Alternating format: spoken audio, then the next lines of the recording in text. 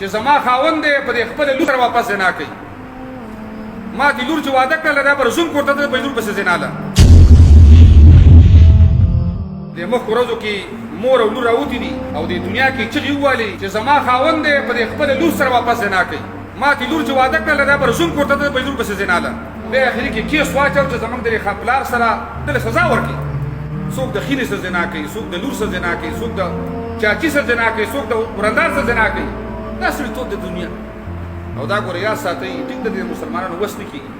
خو الله رب العالمین د زناکارو لپاره هغه سزاګانې مقرر کړې دي هغه سزاګانې چې محمد رسول الله صلی الله علیه وسلم فرمایي د بخاری حدیث دی وایي چې کله راته الله جهنم ښوده یو اوږد تنور الله د سم پلن او د سره تنګ وایي لغړ پکې د ښځې او نرۍ سوړارې چغې به یې ویستلې یو لمبه به شو بیا به الله ور واچو وایي زه چې ورغله به ما وکتل وایي ما وفرمایل چې یا جبرائیل دا څوک دي وایي هغه راته وفرمایل چې دا ستا د امت دا زناکار خلک لغړ الله په دې جهنم کې اچوي د خپل 15 منټو د شهواتو پوره کولو دپاره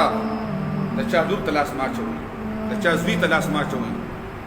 د معاشرې بې عزته کولو دپاره مسلمانانو ته لاس ما اچوي دا د دې حکمرانانو کار دی چې دا کوم قانون موږ منلی دی چې په قرآن باندې ایمان دی الله رب العالمین د دغه فیصلې زموږ او ستاسو په دې ملک کې رایج کړي الله دې زموږ او ستاسو د معاشره د زناکارو نه پاک کړي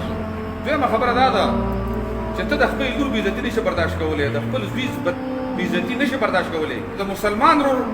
او د هغه لور ته زوی ته څنګه لاس ور دا خو داسې فرض کړي چې زما زوی ته څوک لاس ور واچوي زما به سره دی عملي یو د ټي وي او نیټ او موبایل دې دا ګندګي ډېره زیاته پرې کړې ده داسې کنټرول نظام د هغې شته نه چې دا نوی نسل د هغې نه کنټرول پاتې شي نو په هغې باندې فلمونه دي ګډاګانې دي ډانسونه دي هر قسمه فحاشي ډارک په ډارک زناکانې دنیا ته زناکاري اپرېږي دې کشرانو ته زموږ نصیحت دا دی چې د موبایل مثال د کینسر دی کینسر دې کینسر نه چې څومره ځان ساتلی شو ځان ته وساتئ دویمه دا چې د غلطو ملګرو سره ناسته پاسته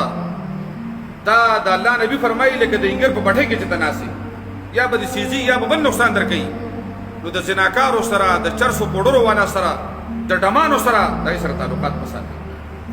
کوشش کوئ د علماو سره کښېنئ د قاریانو حلقو کې کښېنئ او درېیمه ضروري خبره دا ده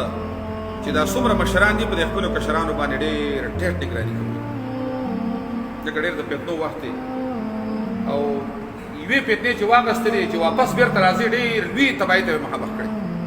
که یوې دښمنۍ واغېستې که یوې فتنې واغېستې که په دغه کې لاړې ته چې بېرته خپل حیا او عزت بچ کړې نو ستا د ځوانۍ زندګي به بېرته واپس وکړي